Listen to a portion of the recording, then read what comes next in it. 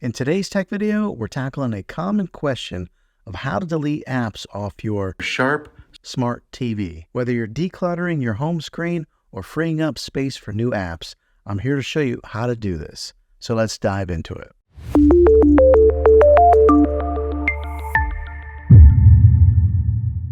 Deleting apps from your smart TV is actually pretty straightforward. Start by accessing the app menu on your TV. Once you're in the app menu, find the app that you want to delete. It may be labeled as apps, applications, or something similar. Next, select the app and look for an option that says delete, remove, or install. This option might be located in a submenu or accessible through a long press on the app icon. A long press is just holding down on the app for 1 or 2 seconds. Once you've found the option, it might ask to delete or move the app.